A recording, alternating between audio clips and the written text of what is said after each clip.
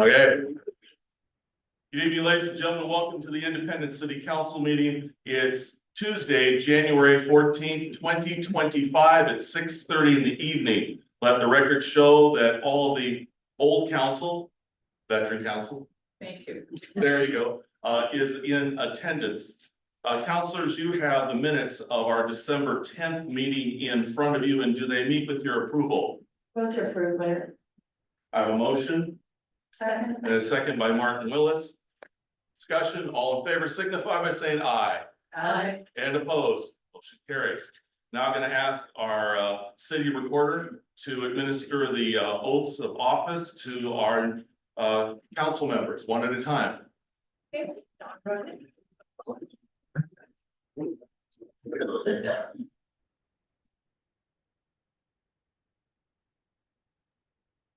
If family want to come forward, that's fine. They'll hold the Bible for me.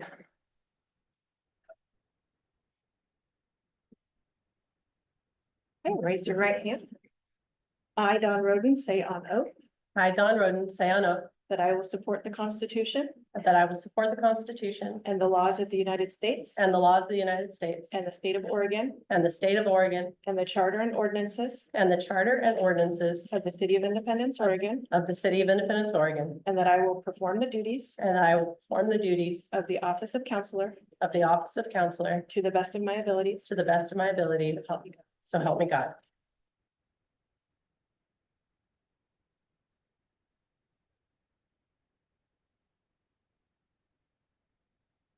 Just to let everybody know that after we've done all the oaths and a couple minor bits of business, there will be a little short recess for lots and lots of pictures.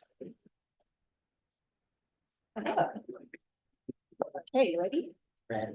I, Kathy Martin Willis, I, Kathy Martin Willis, say on oath say on oath that I will support the Constitution that I will support the Constitution and the laws of the United States and the laws of the United States and the state of Oregon and the state of Oregon and the charter and ordinances and the charter and ordinances of the city of Independence, Oregon, of the city of Independence, Oregon, and that I will perform the duties and that I will perform the duties of the office of counselor of the office of counselor to the best of my abilities. to the best of my abilities. So help me God.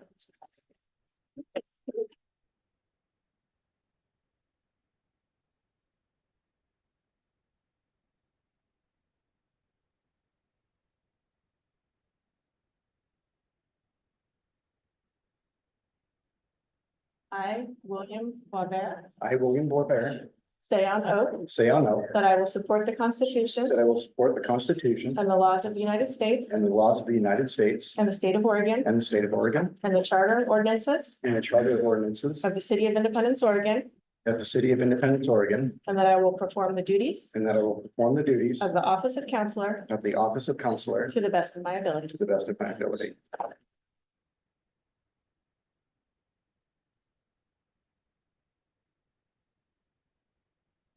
Mayor.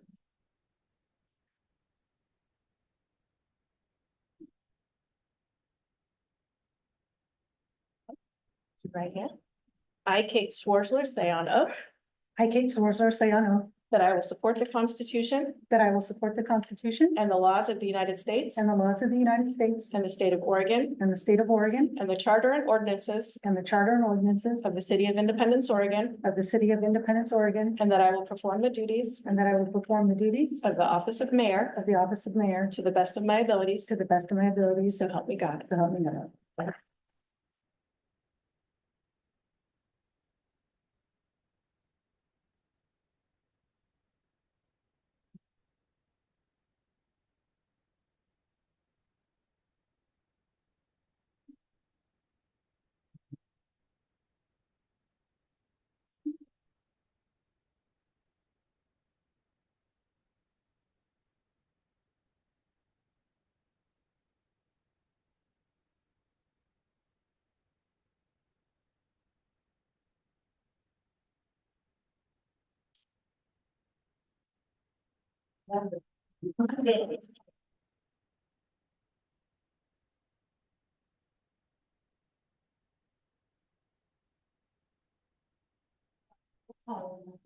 Well,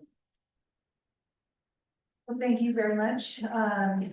We now move to the election of the council president. Do I have a motion? Madam Mayor, I nominate, Council Martin Willis to be council president. And I second that because I believe firmly in rotation in office.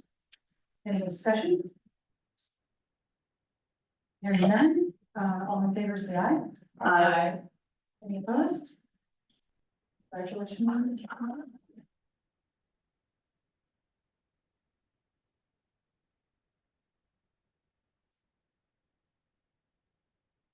Now we're going to do recognition.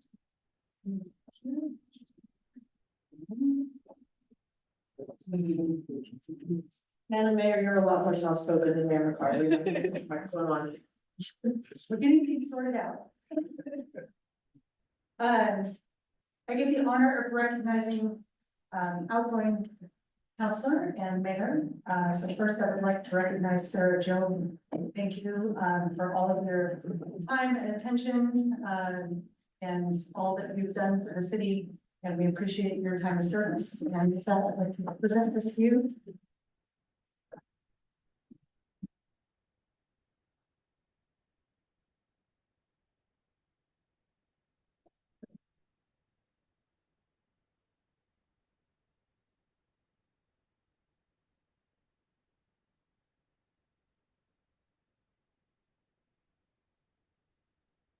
Maybe we'll exit it.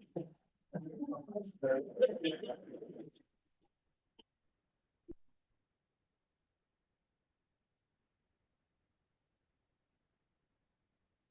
gonna stand instead of popping up into the chair. Recognition for our outgoing mayor.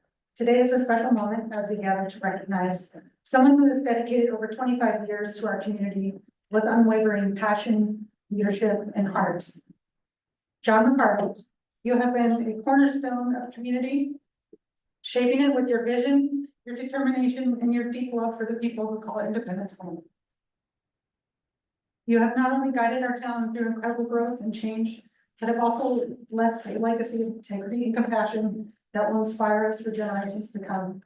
On behalf of the people of Independence, it is my honor to present you with this token of our gratitude. Please join me in a round of applause for a truly remarkable leader.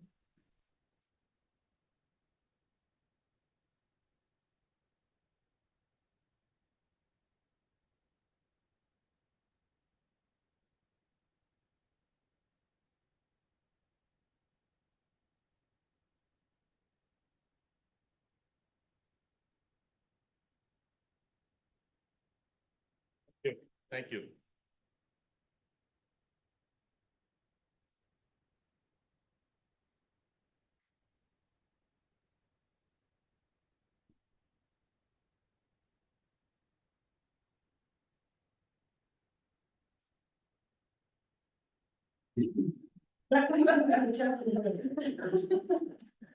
Okay, a little safer that way.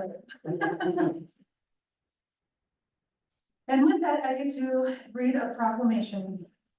Whereas the city council of the city of Independence has the ability to recognize and honor individuals who have rendered exceptional service and demonstrated unwavering dedication to the community. And whereas John McCarville has served as mayor of the city of Independence for more than 25 years, providing visionary leadership that has shaped the city's trajectory and enhanced the quality of life for its residents. And whereas under Mayor McCarville's steadfast leadership, the city of Independence experienced transformative growth and progress, including the creation of the beloved Riverview Park, which has become a treasured gathering place for community events and recreation. And whereas Mayor McCarville supported initiatives that brought additional jobs to the area, strengthening the local economy and played a pivotal role in the establishment of Minet, a groundbreaking municipal internet provider, ensuring that Independence remains a leader in technological accessibility and technical connectivity. And whereas his vision and commitment collaborated in the implementation of a free trolley system between Monmouth and Independence, further enhancing regional connectivity. And whereas during his tenure, Mayor McCarville exemplified collaboration and a deep love for the city of Independence, championing countless initiatives that have left a lasting impact on the community and will be remembered for generations to come. Done this 14th day of January 2025.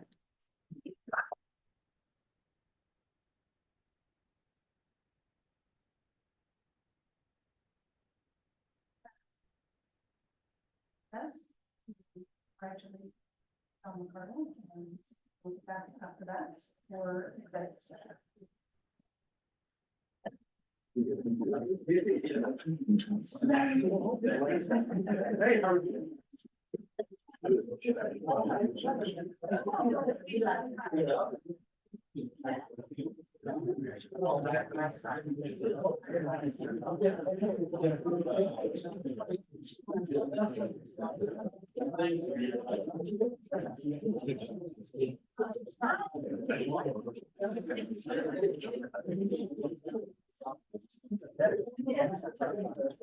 Chris?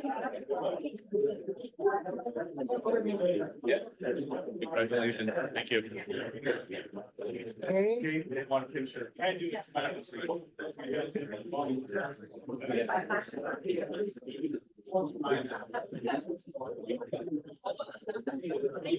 You know what? Oh, wait.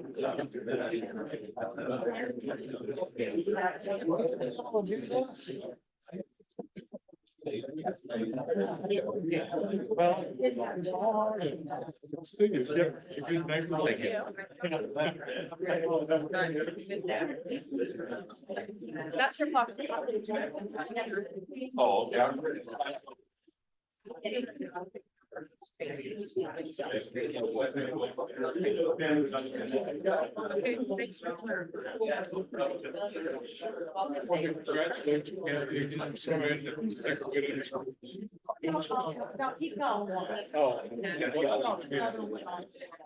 Not rational, you don't have to say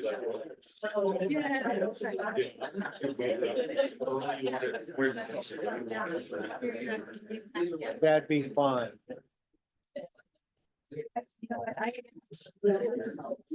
And Infrastructure. it's for both of us, Kathy and I.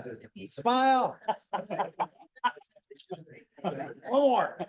See, he never brings his phone anywhere, so this is like a big deal.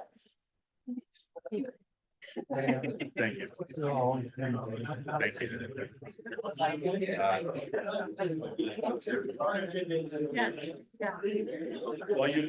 governors get to be called, generals get to be called general forever. Sergeants are always sergeants. Yes, that's true. They never called me, so I'm sorry. I just want to say congratulations.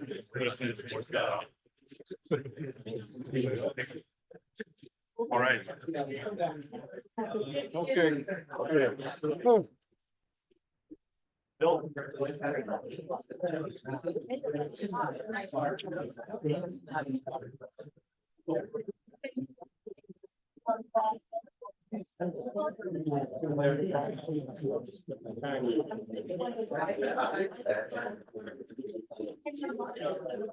That was one of mine that got in there.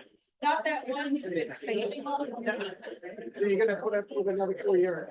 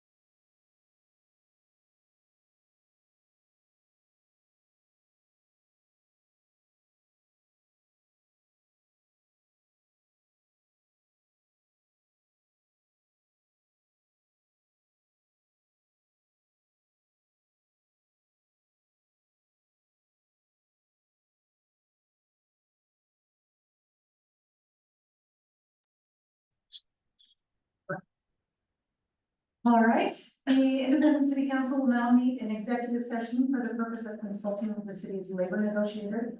The executive session is held pursuant to ORS 192.6602D, which allows the council to meet in executive session. Notice will be made in executive session. Council and designated staff only shall be allowed to attend the executive session. At this time, the council will adjourn to the third floor conference room for the duration of the executive session. ORS 192.6604 allows exclusion of representatives of the news media from the executive session. Once the executive session has adjourned, we will return to open session in the council chambers.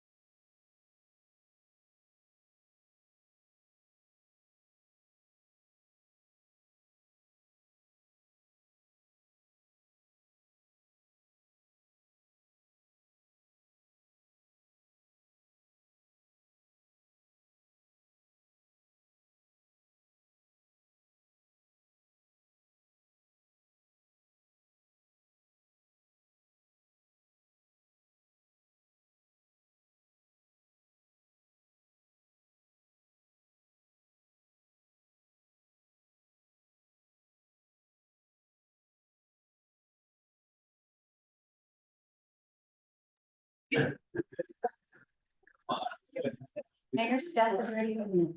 It's funny how this room is full. All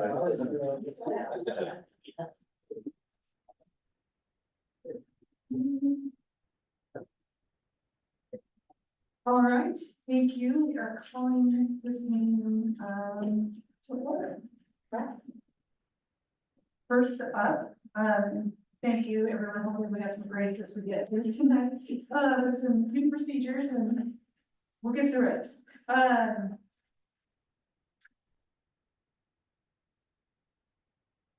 Do we have any visitor public comments? All right, seeing none, we're gonna just move right on. I do have a few remarks that I would like to share. I do want to take a moment to again acknowledge and thank John Carolina. He's not here in the room. For his remarkable years of service to Independence, his dedication, leadership, have left a lasting impact on our community. To the people of Independence, thank you for believing in me and trusting me with this responsibility. It's a privilege to serve as your mayor and committed to working hard for our community. I also want to express my appreciation for our city staff. I have great respect for the work you do every day to keep our town running smoothly, and I look forward to supporting you as we continue to serve our residents. To the council, I'm excited to work alongside you. I understand that we may have different perspectives at times, but we will all share a common goal to do what's best for Independence. I'm confident we can find common ground and make decisions that benefit everyone in our community. This is a time for new opportunities and collaboration, and I'm ready to roll up my sleeves and get to work with all of you. Thank you for being here. Thank you for being here with me and supporting me. And let's get started. And with that, I will hand it over to City Manager West. Thank you, Mayor. Can everyone hear me? Okay, this is gonna be a little new as we figure out being able to stay here and not trip over these cords over here. So tonight I'm gonna talk about a few things. Now, as you know, normally I send you a report every week. Unfortunately, when I sent it this week, it didn't get to you. So you will find it in your inbox when you get back to your laptops. So I'm gonna give you a little bit more information than I normally would. I wanna share some library and museum statistics. Our library stats for December, we had 3,806 visitors, 5,980 items were circulated, 264 computer sessions, and 304 people attended our 11 programs. For the museum, the total visitor count for 2024 is 6,240. And since opening on 2nd Street, the museum has welcomed 15,583 visitors. The new rule signs for Sunset Park have been ordered and will be installed once received. We went a little crazy and we changed the language a little bit. So instead of don't run in the park, we decided to take a little more positive tone. And so when they go up, go take a look at them, see what you think about it. Parks should be fun. And so rather than a cold and negative park sign, our park is a little bit more positive. For example, park hours are dawn to dusk. Enjoy our park during the daylight hours instead of get out at dusk, right? So we're kind of excited by that. We're preparing financial projections related to the budget for 25-26 and beyond in response to the failed levy request and other significant factors. We're going to be coordinating a work session to discuss the projections. We're looking most likely into February after the full council is seated. We'll keep you updated on when that will occur. For the first time, the city will hold a dedicated session to answer community questions about the budget process. This session is tentatively, and we repeat that, tentatively, scheduled for March 11th, right before the city council meeting at 5:30. We'll give you additional details on that, including confirmation of date and time. But we wanted to get that out because we really want to encourage our community members to come. Rob and I will be there, council members can be there, just let me know so we can put a notice out. And it's a time for the community to ask us any questions they might have on the budget process. We won't have substantive answers at that time, but the process, how we do it, why we do it, why we do it the way we do it, why it looks the way it looks, anything like that. We'll be ready for that and we'll be happy to answer questions. I want to give a reminder that city offices will be closed Monday, January 20th in honor of Martin Luther King Jr. Day. As always, our police department will remain working and they will be patrolling to keep the community safe, and we're very thankful for them doing that. Now, I want to, I'm gonna go a little off track like I do often. And I want to talk about the gentleman sitting next to me, and on a daily basis, I tell him that he is a pain in my backside. But the reality is, he is going to be leading our budget process again this year. And I wrote this because I wanted to remember to give you all of the information about him. I think it's important that our community understand that we have the best finance director in the state. We've contracted with Rob. We do.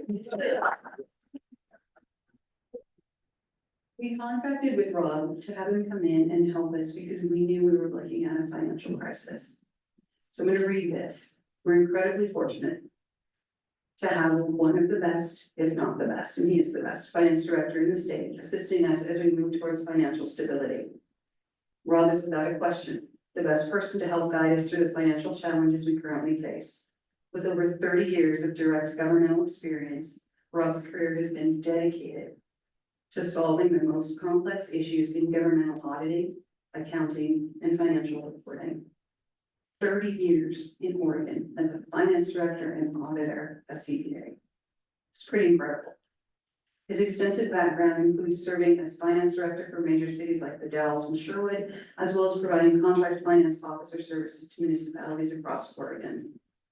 What makes him uniquely qualified is not just his experience, but his result-driven collaborative approach. This is what our community needs. He doesn't just recognize challenges early, he brings us together to address them and find solutions that are not only effective, but sustainable. His work on performance audits, organizational assessments, and efficiency studies has consistently helped organizations like ours overcome financial instability and thrive. Rob's credentials speak for themselves. A licensed CPA and municipal auditor, he has also served as a council member of the American Institute of CPAs, past chair of the Oregon Society of CPAs, and past chair of the Oregon Government Finance Officers Association. He is recognized across the state and beyond as a trusted expert and problem solver. But what really truly sets him apart is his commitment to helping organizations succeed. He chose to work with us. He didn't have to. Okay, I did coerce him, but he really didn't have to for the next 2 years. Not as a casual consultant, but as a dedicated partner in fixing our financial crisis. He understands the gravity of our situation. He has the knowledge, experience, and determination to lead us towards financial stability. And I'm incredibly happy to have him sitting next to me as we move forward in creating a sustainable and thriving financial independence.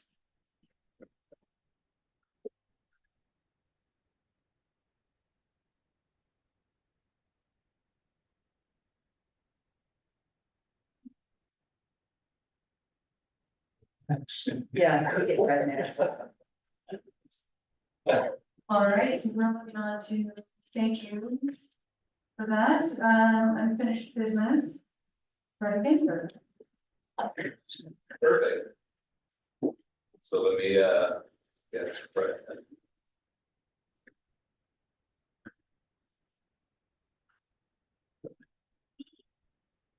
Are we having issues? So, You have to unplug it for that.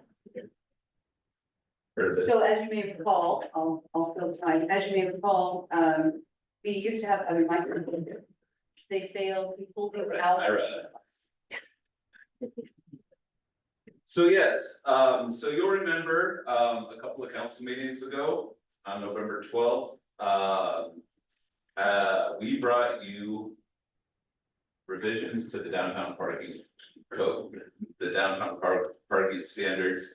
At that meeting, we had a public hearing and I went through the entirety of the standards, which include changes to subchapter 33, which is our downtown section, or mixed use pedestrian friendly section, the downtown riverfront zone, and subchapter 34, the parking standards and the landscaping standards. If you would like me to go through those changes again, I am more than happy to. At that meeting, though, one of the things that you folks requested was really limiting the standards to the reduction of specifically, or the ability to count on-street parking toward the total required for a use. You wanted me to limit that specifically to the downtown area. The draft before you would do exactly that. Another thing that we had talked about was to provide an option for a developer to reconfigure a street to include angled parking and then to count that angled parking toward the total as well. We're particularly thinking about something like B Street, where potentially angled parking could work on there. If somebody thought that was a good idea, they could consider that as part of the design of their site. So this draft would do exactly that. Specifically, those changes are in subchapter 73, 020, B2 and B3. And those are on page 44 of your packet. And you can just see there, number A specifically, or letter A, specifically limits it to the mixed use pedestrian friendly commercial zones and the downtown riverfront zone. That provision, and then you'll note number 2 there talks about the angled parking, which is on page 45. And then one thing that I added as well is just the limitation on 3 there. You can't count on street parking along Main Street, Monmouth Street, or C Street toward the total required for a use, because as the downtown parking study talked about, those are our highest occupancy streets, and it doesn't make sense to do that there. So based on all of that, everything else is the same. I'm more than willing to go through it one more time if you would like me to, but if you would prefer me not, I'm fine with that as well. You have a question. I have a question. Okay. On page 41, it says in the residential unit in a mixed use building, we're only allowing 1 space. Is that something that could be dependent upon the size of the unit, or how did we decide on? It's a great question. That's our current standard right now, is 1 space per unit. We have, and our consultant for the project specifically talked a lot about scaling the number of spaces for the type of unit. At this point, we elected not to do that and just to keep it as it was and to allow other methods of flexibility than tweaking that standard. So the other methods of flexibility that someone might be able to have, as I noted last time, include just reconfiguring how the landscaping standards work for parking lots. You'll remember, say in the downtown riverfront zone, we have a minimum requirement of 50%, a building has to cover at least 50% of the site if it's a mixed use building. Well, we also have a requirement that 15% of the site is supposed to be landscaped. And so that leaves essentially 35% of the site for parking, which can be very difficult to actually achieve when you're trying to lay out a site. And so this would tweak, instead of the parking requirements, it would tweak things like the landscaping standards to provide just a bit more flexibility in how the standards work. Thank you. Any additional questions? I have 2, I'm sure, short and easy to answer questions. One of the issues that came up the last time we discussed this was that on B Street on 2nd Street in particular, there were a number of areas where had in the past been driveways. They aren't driveways anymore. Can we reclassify those under these rules as parking spaces? Yes, so not specifically, these rules are related to specifically like new development. We right now control the right of way. And if we would like, right now, as an operational measure, we could go out and paint parking spaces. Good. And the other question was, when you say C Street doesn't count on the parking count, Yeah. does that include from the river to 2nd Street? Yes. Okay, thank you. Any further questions? Action items, we do have a motion. I move to approve LA 2024-05, amending standards related to parking in the Independence Development Code as supported by the findings set forth in the staff report and the staff report addendum. Second. Second by Councilor Morgan. All the votes. Doing the, Yeah, that was one moment.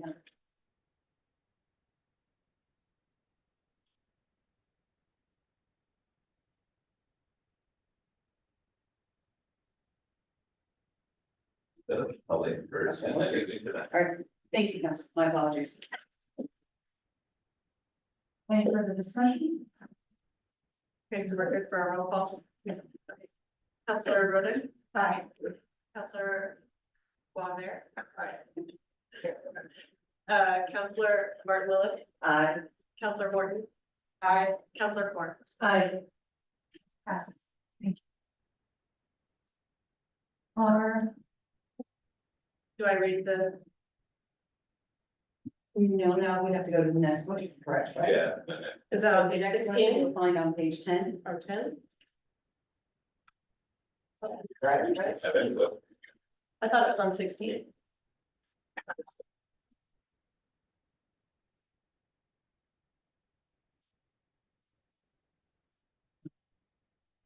Well,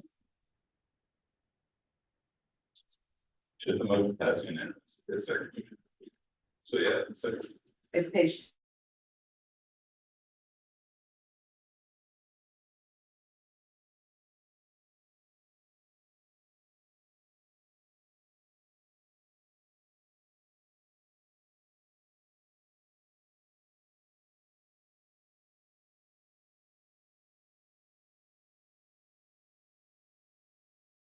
I apologize, council, go back to the first one, because we did the LA motion, am I correct?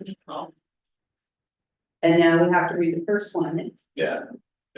I'm sorry. it's okay, Fred, so we did the LA motion, council, we will now do, if you would like.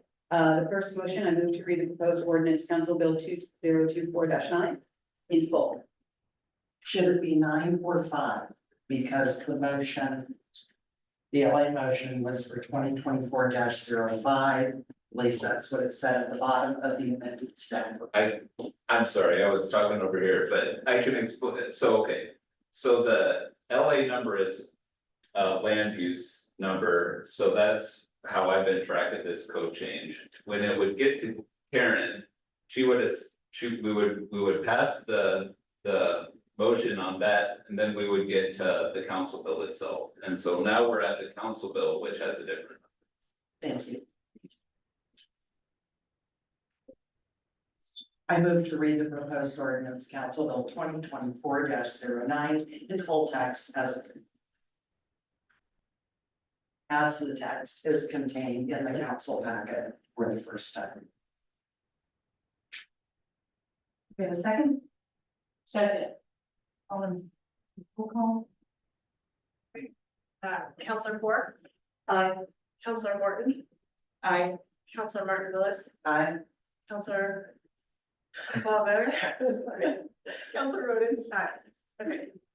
All right, thank you, and now we need to read, okay. We still have more actions. Okay, and now I read the title, Oh, Correct. Correct. an ordinance amending Independence Development Code subchapter 33 mixed use pedestrian friendly commercial MUBC zone and downtown overlay zone. Subchapter 34 downtown riverfront zone, subchapter 54 buffering, screening, landscape and ash creek setback requirements. Subchapter 73 parking, amending the independent zoning map and declaring an effective date. I move to read the proposed ordinance, Council Bill number 2024-09 for the second time by title. or second. An ordinance amending Independence Development Code subchapter. Myra, they have to vote. Oh, sorry. We'll get through tonight. Okay, vote, Counselor Roden. Aye. Counselor Brawl. Wamer. Counselor Schwartzler, or Cole. Counselor Martin Miller. Going down the list. Counselor Morton. Aye. Counselor Court. Motion passes. Okay, now I'm ready to begin. Yes. An ordinance amending Independence Development Code, subchapter 33, mixed use pedestrian friendly commercial and UPC zone and downtown overlay zone. Subchapter 34, downtown riverfront zone. Subchapter 54, buffering, screening, landscape and ash creek setback requirements. Subchapter 73, parking, amending the independent zoning map and declaring an effective date.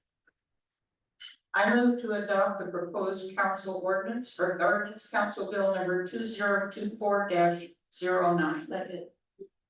Ford, okay. Counselor Court. Aye. Counselor Morton. Aye. Counselor Martin Willis. Aye. Counselor Boisvert. Counselor Wood. Aye. Motion passes. Motion passed and it will be assigned ordinance number 1620.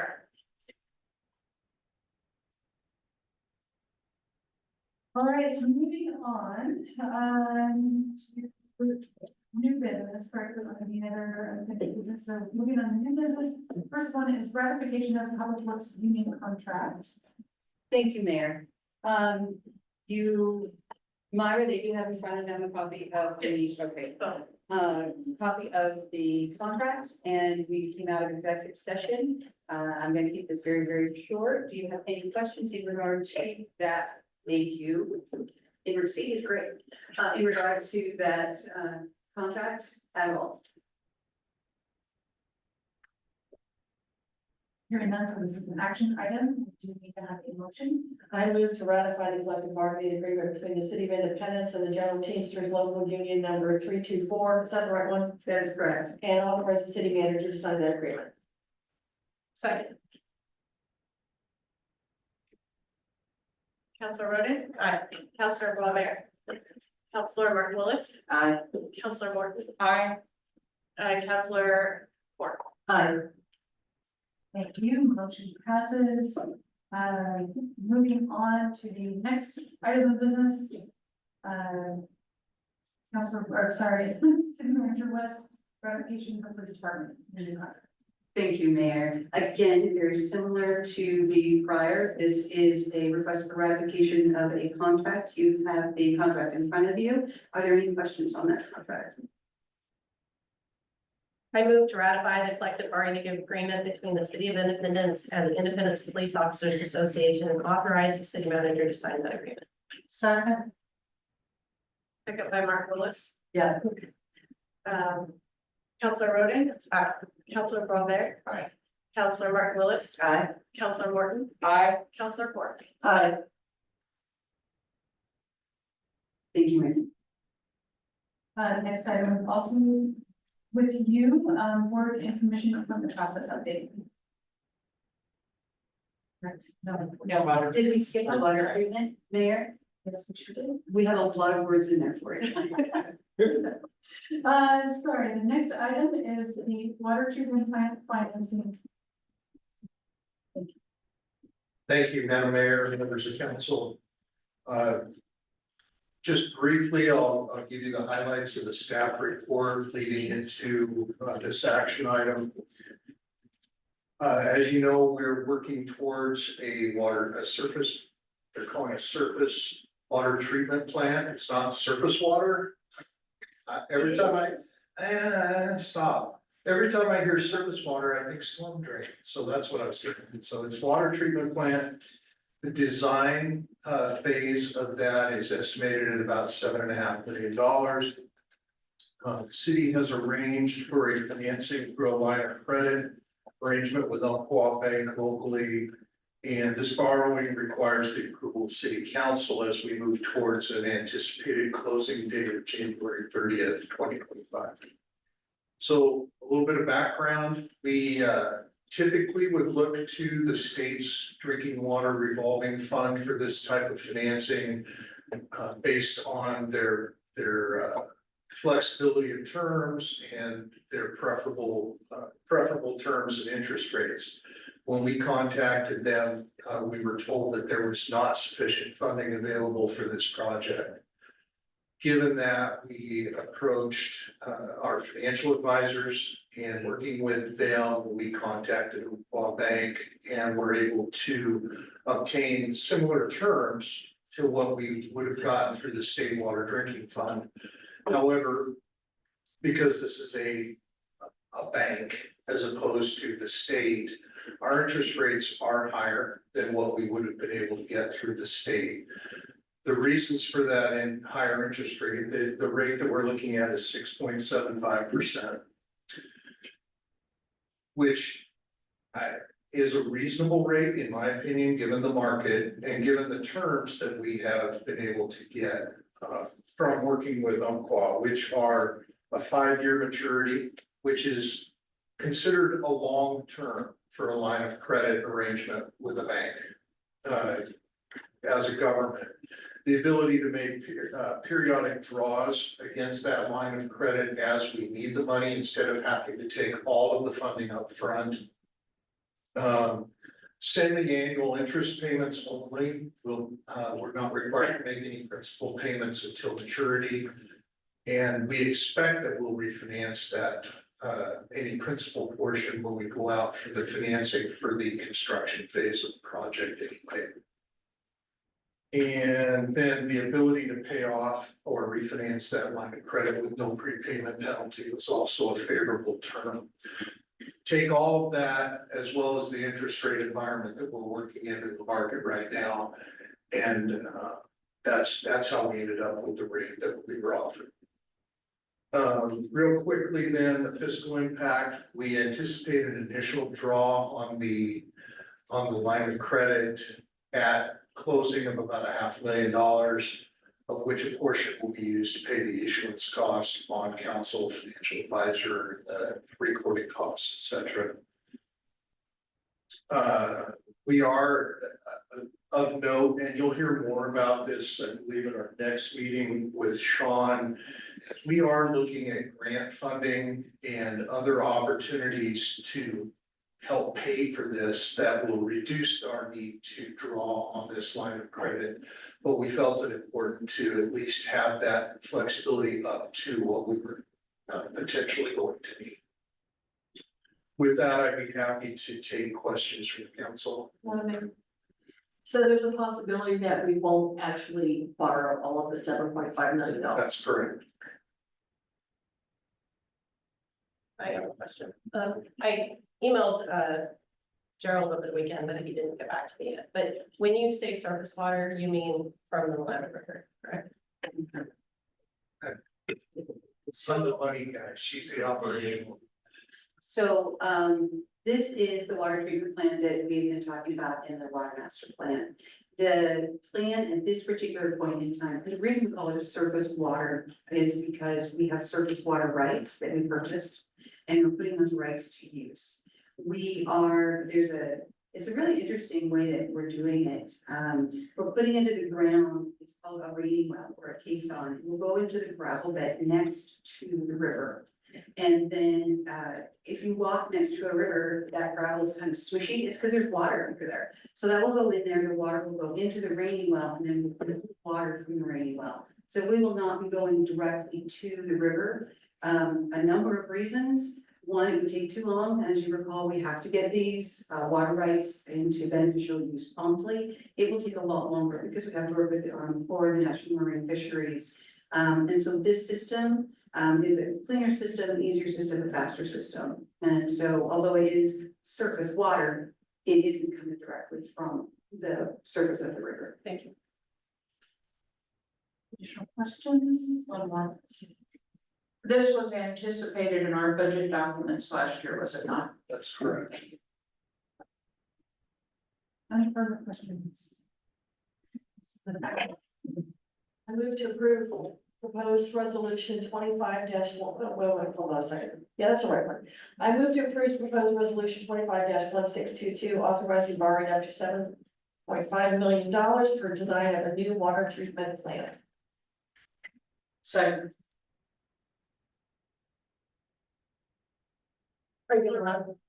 Discussion. Yeah, I think I would like to urge the council to actually heed my warning at this moment. The U.S. Army Corps of Engineers just announced that they're going to be reducing levels in the Detroit reservoir. When they do that, that reduces levels in the Willamette River. And what we're doing is, I feel, setting up our city to be the next Los Angeles. Because we're not gonna have the water needed to maintain levels to collect that water. And if we build this plant anticipating on taking water from the Willamette River or from a raining well next to the next to the Willamette River, we're just not gonna have the water available. So we're spending a ton of money when the US Army Corps of Engineers just said we're not gonna have that water available for us anymore. They're restricting it for salmon. And we need to take that into account before we spend a lot of money and put this onto the citizens of Independence. And according to the Oregon Health Authority, 88% of Oregon's water comes from our aquifers. And so it just seems to me that we take advantage of the wells and the opportunity to take water from the wells and expand our well systems than to build this huge plant that we may not be able to use now that the Army Corps of Engineers has decided we're not gonna have a Detroit Lake anymore. And because this is new information, I think the council should really take this to heart before we spend all this money. Yeah, I think it's worth risking losing the rights of getting water from the Willamette or surface water from the Willamette. Because we are setting ourselves up for potential failure. We're setting ourselves up so that we don't have enough water in our community. We're not gonna have enough pressure in our community. And if we could save that money and put it into wells, I think it would be a better opportunity for our community and provide what the Oregon Health Authority has said has been successful for Oregon as an 88% success rate of collecting our water. I urge us to vote no on this and get more information on what the Army Corps of Engineers is going to do before we spend any money or get any line of credit. With that, since this is with the design phase, I'm assuming that part of that design work would be determining best practices for this. Correct, Mayor, and Gerald isn't here, he's always the best one to respond, but let me give you what I can. It's really interesting, I just had this conversation earlier today. One of my worries is that we will turn into LA because our wells are failing. Right now, we are blowing through pumps on our well. We cannot draw enough water. Our wells are under the influence of the Willamette River already, which means that we have to do something. At this particular point in time, because we have not maintained our wells, due to money coming from our water fund, we are blowing pumps on a regular basis, which means we have no pressure, right? We have to fix those pumps. If there was a huge draw like the fire that they had in LA, there's the potential that pump would fail. We would have no pressure. That's our main goal. Our wells are not working well, and they are not working well. And the fact that they're under the influence of surface water means that we would have to have a surface water treatment plant anyway, because the surface water is affecting our well water. So there are issues that are affecting why we're going this direction. The other thing you have to remember is the water rights are protected for municipalities. Our water rights are protected as long as we put them to beneficial use. If we don't put them to beneficial use, the state can come in and take them. We still own them, but we don't have access to them.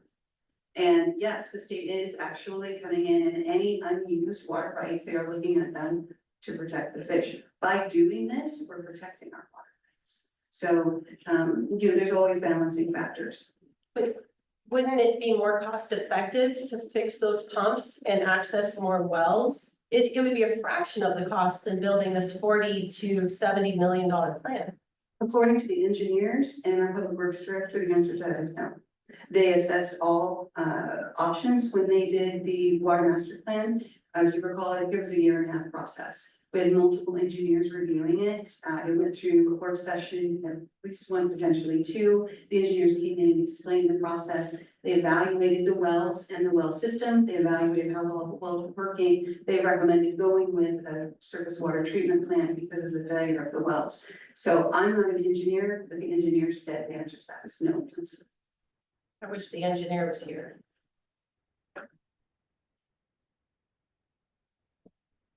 Ms. West, I hope, and this was before your time, I believe, so Councilor Morgan, feel free to chime in, or Councilor Clark. At the time we procured those water rights, I recall there was something special in those having to do with the age of the rights and that they superseded the rights of others to draw down on those levels. You are correct. Cut through the haze and explain to the folks. So water rights come in different ages, and the newest water rights, you can, when they start to reduce access, those newer rights will lose access to water. These are extraordinarily old water rights. These are exceptional water rights. You paid a significant amount of money for them, rightly so, because these water rights are older than most water rights you see out there. You have almost first access. So we do have some junior rights, and the junior rights could be reduced, but these major rights, they are very old. And again, I'm not an engineer and I'm not the water master, but in my opinion, the chance of them being reduced pretty slim. Because if I recall correctly, if I'm wrong, senior counselors, that was the reason we went in with that purchase, was to protect us when we got to this point and had issues with our rights. So we saw that kind of. That was a smart policy.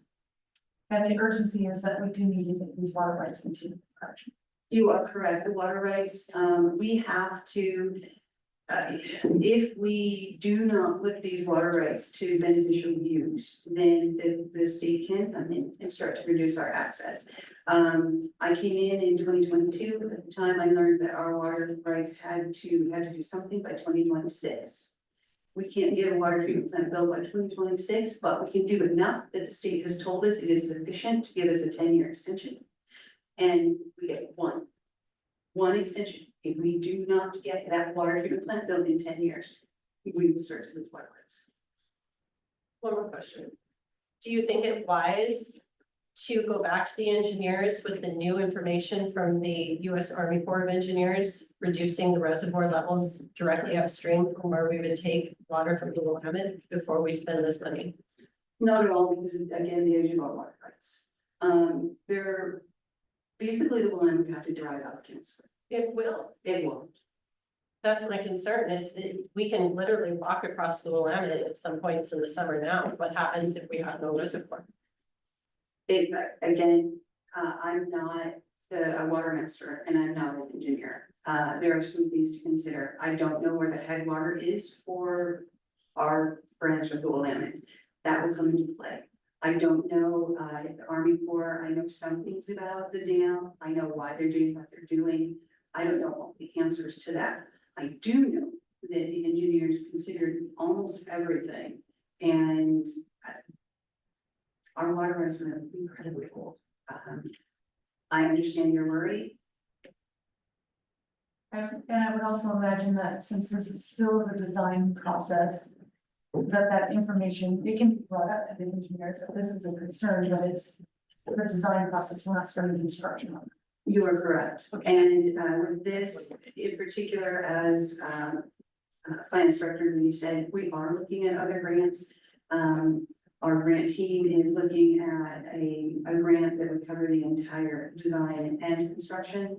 We're also looking at, there's the potential for a loan, which is a lower interest rate loan.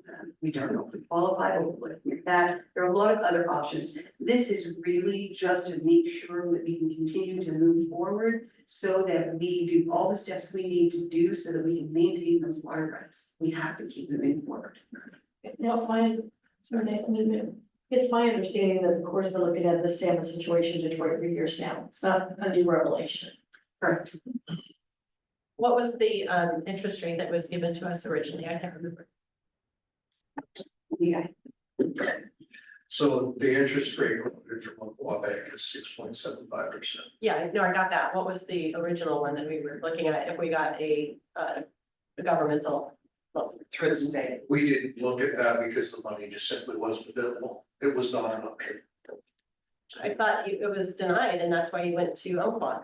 No, when we approached the state, Right. they told us there was not sufficient funding for this project. They simply couldn't fund it. So Counselor, we were not denied, we did not put in an application. What happened is these funds that, they come from the federal government. They go to an agency of the state or a related agency of the state as a pot of money. And it is designated for these types of projects. When the earmark process came back in, 2019, don't quote me on that date, but when the earmark process came back in, the federal government had to find the funds to fund the earmarks. If you recall, we received 2 earmarks, right? So what they did is they reduced the amount of money that went into that pot. So they don't have the money to fund projects like ours. What they do have is this is a revolving loan kind of a deal where a city comes in and they borrow $5 million and then they pay it back. And that payment amount goes into the account, but it's a very nominal amount, right? Let's say $1 million. That is now what is left in the account. There's no longer this big hit of money. That's what Finance Director Moody's talking about. So we never applied, we weren't denied, simply because the process changed between the time we were going to move forward and we did move forward. And just looking it up online, the interest rates can range from 80% of the market rate. So you do the math, I can't do the math on that, but it's close.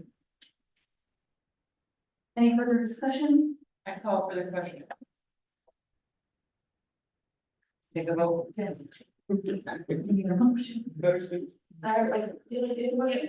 You, yeah, she moved it, seconded, we had discussion. Yeah, she did. Yes. Open vote. Counselor Court, Aye. Counselor Morton, Aye. Counselor Martin Lewis, Aye. Counselor Boisvert. Aye. Counselor Curran. Nay. Passes. Now we're on to Council Bennett.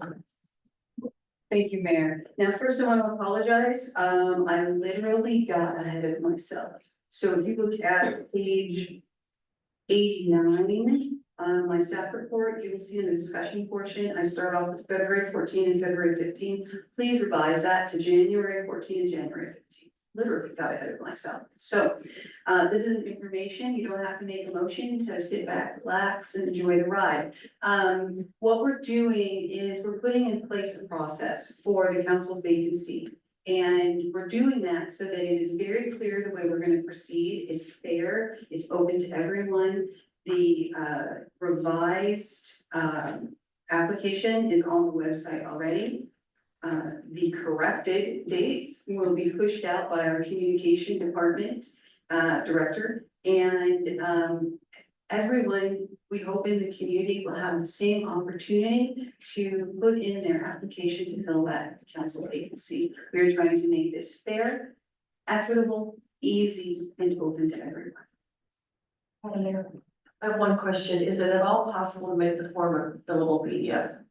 Let me ask my staff. I know we were having some trouble, Counselor, with doing that, but let me see. Any further questions? All right, thank you. And for the next item as well. He's trying to shut me out of you guys. Okay, same kind of deal. This is an information only.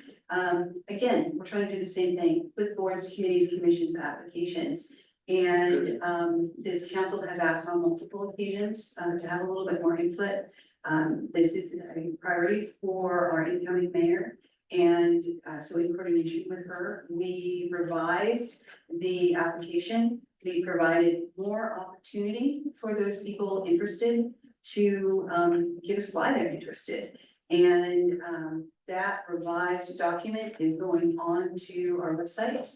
You'll notice it mirrors the council vacancy. Again, we're trying to make this easy, open, fair, and equitable. So, you know, having them similar makes it a lot easier for everyone. You also have more ability to see who's applying and why they're interested in serving our city. I just want clarification, City Manager West, on that. It's my understanding, reading the staff report, that the applications will go to the mayor will make an appointment, and we will see only the appointments. Correct? I don't believe so, if that's the way my staff report read it, then I was ambiguous there. Mayor Schweitzer, would you like to? Yes, my intent is that the council is able to provide input and feedback on the positions that are coming in. I know there have been times when we kind of showed up on our desk, and we were feeling like we were making a quick decision on things. So this process is to allow us to give more time, have more information available to us before we get fill those positions. That's good, thank you. Thank you for that update. The next item, planning commission board appointments is an action item. It is. Kim, do you want me to take this one as well, Mayor? Okay, so, for the other boards, commissions, and committees, we delayed it just a little bit to get this new application in place. Because the planning commission has some quasi judicial and very important decisions to make, really can't delay them. So we're gonna move them forward in the process. And ask for reappointments, they're all reappointments, and ask for reappointment so that commission can move forward and do the work that they need to do.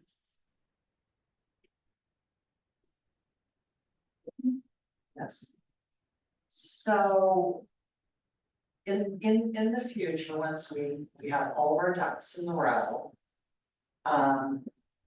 Would we still potentially reappoint existing committee members or commission members? Or would they need to reapply for those positions? Thank you, Councilor, that's a good question, they would be reapplying, so they would be filling out the information again. And then anyone who wants to, would be, as well, so let's say, since I'll pick on Evans, since Evans is here. Let's say that Commissioner Source wanted to be reappointed. He would fill out the application, and let's say that Finance Director Moody had moved to independence, was no longer a Finance Director, and he wanted to serve, he would fill out that application. It would go through the same exact process. Yeah. And we also talked about potentially getting into like a quarterly schedule for having the appointments open. Yes, thank you, Mayor. So there are, as you know, there are some that appointments that stay open and stay open and stay open. And then, so what we're going to try and do is rather than bringing you, I'm gonna pick on, Commissioner Source since he's here. He goes off the planning commission, he wants to go back on the planning commission, he puts his application in. Rather than just bringing you that one application, we're gonna hold everything for a quarter, each quarter, and we're gonna bring you all of the applications that we have. So you're not just getting one from the one person that applied, you're getting, we hope, 2 or 3 that we've accumulated through the quarter. So that it's not just the luck of the draw, it's actually a decision being made by the council of the mayor. And being held till the next quarter will be communicated to the applicants. Correct.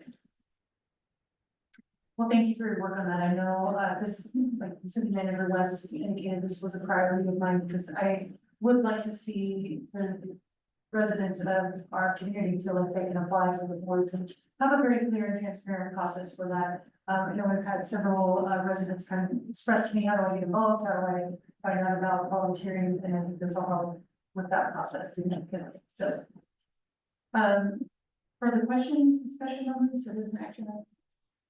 I move that the council approve Mayor Schwartzler's reappointment of Evan Source, Rebecca J. and Sally Cullen to the planning commission. Second. Discussion?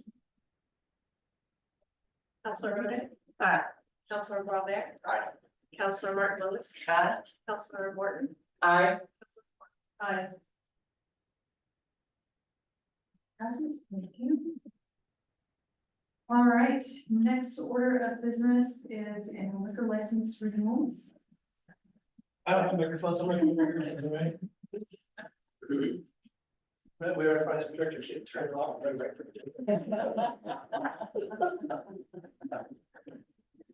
All right, Mayor, City Council, I think all of you know me, with the exception of one probably. I'm Lieutenant Gilbert, I'm with the Independence Police Department. And I'm here to talk about alcohol, or specifically, places that can sell alcohol in town.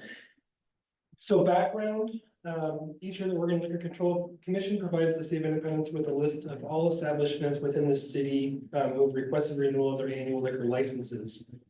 The City of Independence has up to 45 days to make a recommendation on any licenses, or can opt to make no recommendation. All establishments are eligible for annual renewal, pending payment of applicable renewal fees and the approval of the city council. You should all have a list of establishments within the city. And there's probably not any questions about this, there normally isn't, but if there are any, I'm happy to answer them, but I would like to just go to the analysis portion. Because there's something I found that was really interesting to me, and it's been a few years since I've done these liquor licenses. But if you look down at the second paragraph of the analysis, there were only 7 OLCC related incidents during 2024 for all of these businesses. It used to be fairly common, if you remember, where we would have 7 Ages. or 7 incidents at one establishment, right? So we're not seeing that. I mean, I think we've done a great job as a city and as a police department in kind of managing that, and our establishments have done a great job of monitoring that and taking steps to keep these things from happening, right? For having to call the police. So your options are there at the bottom, option 1, 2, or 3. It's up to you. Are there any questions about this? Yes.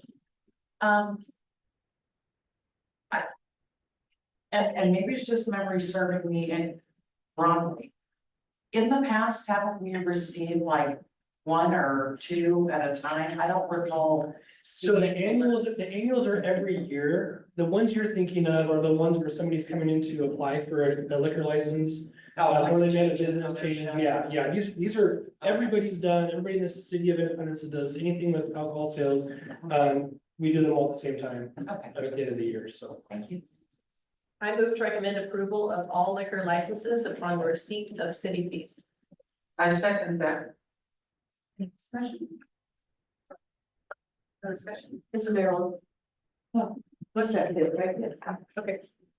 And Counselor Ford, Aye. Counselor Morton, Aye. Counselor Mark Willis, Aye. Counselor Boisvert. Aye. Counselor Rowe. Aye. Thank you. You said yours was gonna be easy. Thank you, and it looks like the final order under business is the housing production strategy for. The best. I know the best. The best for last, that's right. All right, it is on, good, yeah, so we are now going to talk about the housing production strategy. You'll remember that our consultants have come and talked to you at 3 separate workshops. This really grows out of us hitting the threshold of 10,000 people.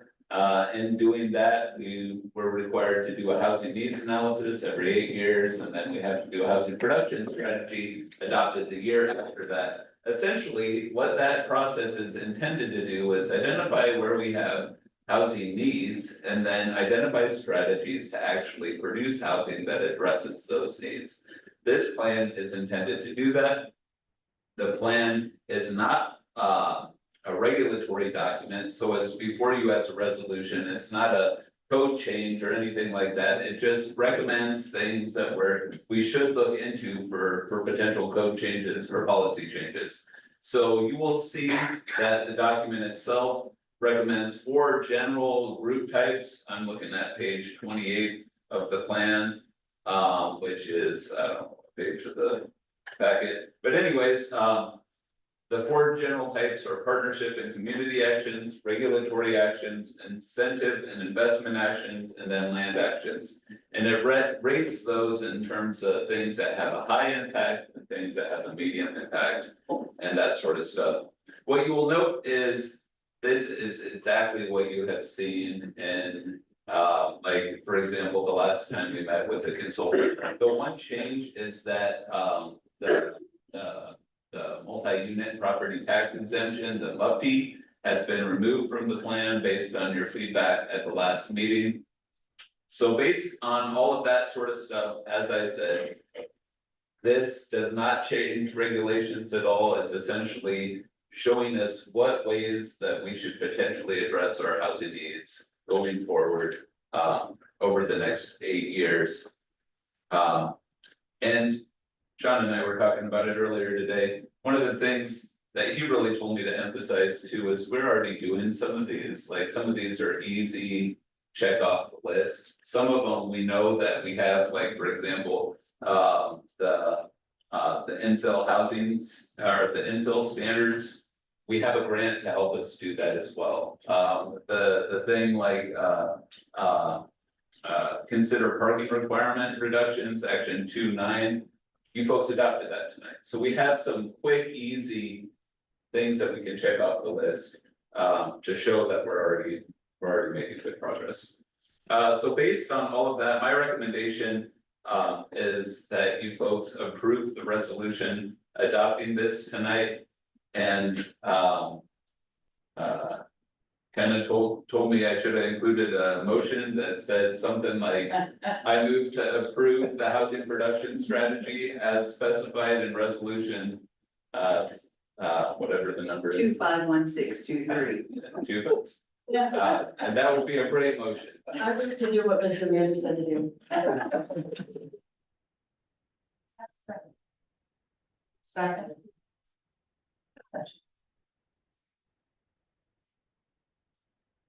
No discussion?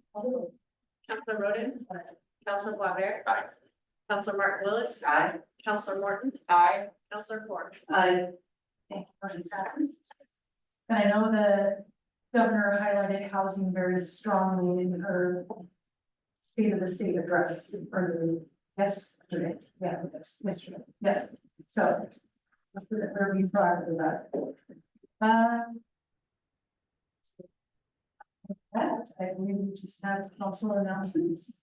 Madam Mayor, I just want to commend Ms. Russell for taking on a very complex and difficult job. We're gonna have some rocky roads ahead, that's fine, she's got big shoes to fill, but I would hope that people just continue to give her grace as we all learn this together. When one of us succeeds, we all succeed. And I would just like, this is council announcements, right? Okay, so, I'm a veteran. I served in the United States Navy for almost 10 years. Was disabled while in my service. But served with some amazing people and, look back on my days fondly. So when I saw the social media posts that the Wall That Heals is actually coming to Independence, gosh, I teared up. I just think it's an amazing thing, and I thank everybody who's worked so hard on it to bring it here. The former mayor, lots of people that did it. I know Ann Scheck isn't the most popular person here, but I know she's privately given money to this so that this wall could happen. And I think I told you guys that I met with a veteran on Veterans Day, and he never had the courage to go to the wall in Washington, DC. And he was in tears, and he asked me if I would take him to the wall. And so when this came up and this is gonna come to Independence, I have a date with a 75-year-old man in September. I'm pretty excited about it. And I would certainly concur with that, and there's going to be a tremendous need for volunteers because the Wall That Heals will be open 24/7. And there is staff that's needed at all times, and I understand, and you're probably aware of this, that many people will come in the middle of the night because that's when they can achieve the peace that they need. And I would like to volunteer wherever I can. Yeah, I know when the next meeting is. Or just reach out to Bill. Yeah. He'll take care of it. And Mayor, if I may add to a little bit, Councilor Roden, and in addition, I want to give credit where credit is due. Polk County paid a very large fee. I believe it was $10,000, is that right? $12,000 in order to get the wall here.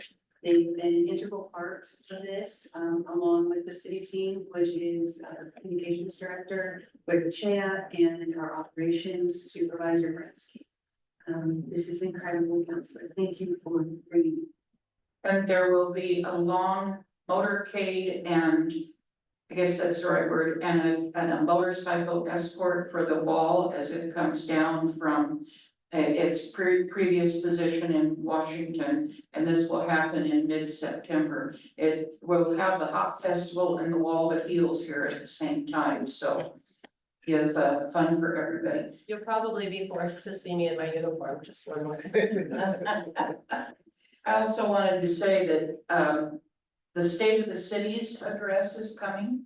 And I do not at this moment remember the date, but it's not, right away.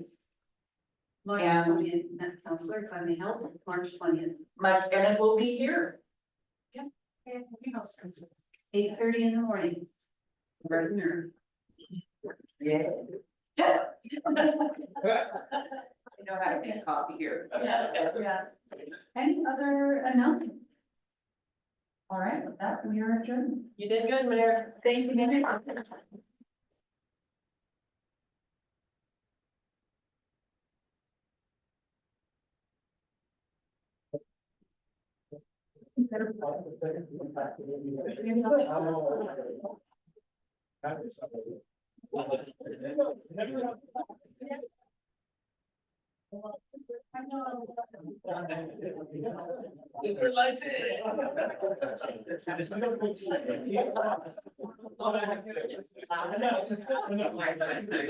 Right.